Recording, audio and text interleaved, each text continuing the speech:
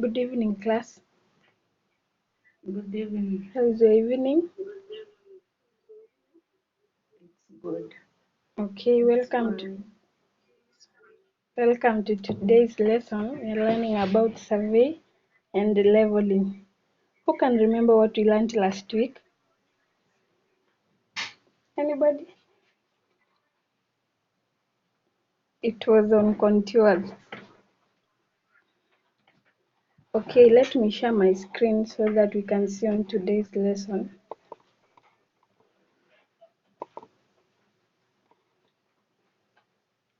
Can you see my screen, class? Yes. Okay, it's surveying and leveling. So we're going to start with the introduction. Let's go to the definition of terms. Maybe one person can read for us what survey. Celestine, please read for us. Surveying is the art of determining the relative position of different objects on the surface and below the surface of the earth.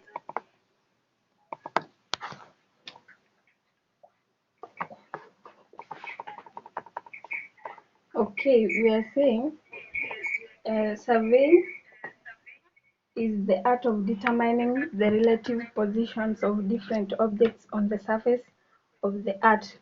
Then the leveling is the art of determining the relative vertical distance of different points on the surface of the earth. The difference is on survey is the relative positions and on leveling it's the vertical distance. Is that okay? Yes. Okay, let's continue to the next one. That is the classifications of leveling. Leveling is classified into two major categories. The first one is the plain surveying and geodetic surveying. And maybe you can read for us what's on the plain surveying.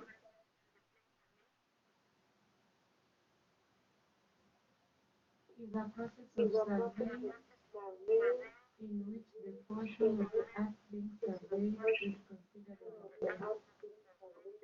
Yes, it's a process of surveying in which the portion of the earth is being to be surveyed is considered as plain. It's considered to be flat. Okay, let's see the next one. That is the geodetic survey. In this one, it's a scientific and mathematical technique used to accurately measure and represent the earth shape, size, and precise locations of points on its surface. The first one we said it's assumed or considered to be flat.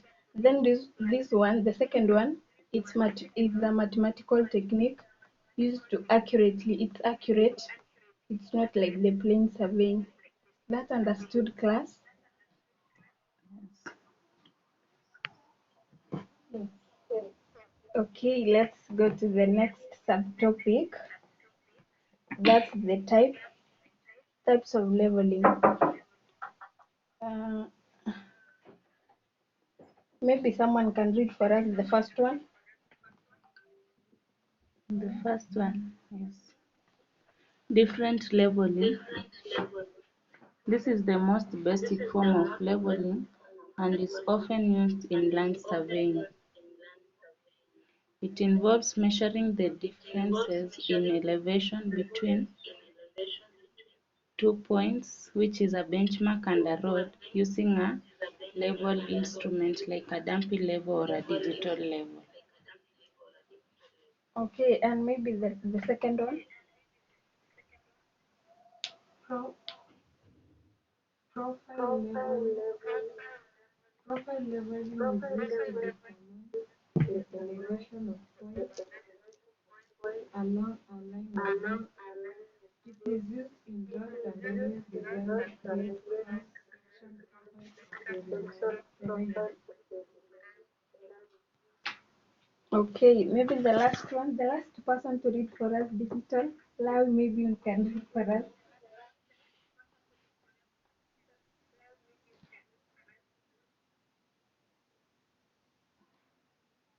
I'll help you on that. Digital leveling. Digital leveling are electronic instruments that provide precise and quick measurements of height differences. Let's go to the first one, that is differential leveling. This is a most basic form of leveling and it's often used in land surveying. It involves measuring the difference in elevation between 2 points, a benchmark, and a road, using a level instrument like a dumping level or a digital level. Then on profile leveling, it's used to determine the elevation of points along a line or a route. It is commonly used in roads, railways, to create cross-sectional profiles of the terrain. Then in uh, digital levels are electronics instruments that provide quick measurements. Is that okay? Yes. Okay. Let's go to the next one. That is the principles of survey. Generally, there are two principles of surveying. The first one is to work from the whole to the part, and the second one is to locate a new station by at least two measurements, either linear or angular, or from fixed reference points. We're going to see from the first principle. The first one, that is, according to this principle, the whole area is enclosed by main stations, that is the controlling stations, and the main survey lines, that is the controlling lines. The area is then divided into a number of parts by forming conditioned triangles. A nearly equilateral triangle is considered to be the best well-conditioned triangle. Have we understood in the first principle the meaning? Yes. Okay. Yes, in this one we are saying the whole area is first enclosed by main station, that is the controlling stations, and the last one is the controlling lines. And in this one, the area divided into a number of parts, forming the triangle. So let's see the second principle. In this second principle, the new station should always be fixed by at least two measurements, either linear or angular, from fixed reference points. Are we getting the difference? In the other one, in the first principle, it was enclosed by main station and main survey lines. But in the second principle, the new station should always be fixed by at least two measurements. Is that okay? Yes. Okay, maybe we can summarize our lesson, then I give you an assignment. At least two people can summarize what you or she has learned.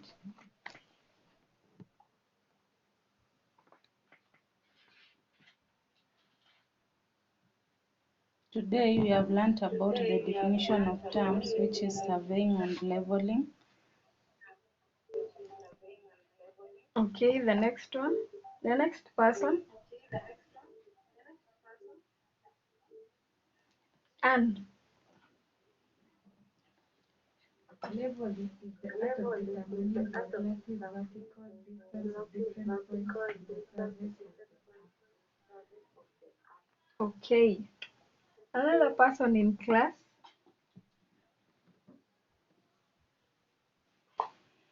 Only two people have answered. Other people?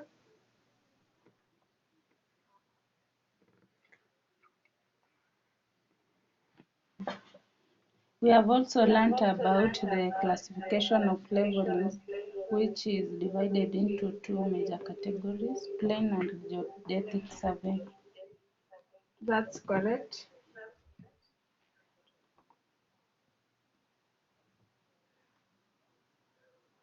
What have you learned again? We have also learned about the types of leveling, which is differential leveling, profile leveling, and digital leveling. Yes, and then we've seen about the principles of leveling. There are only two to work from the whole to the part and to locate a new station by at least two measurements. That's either linear or angular from fixed reference points.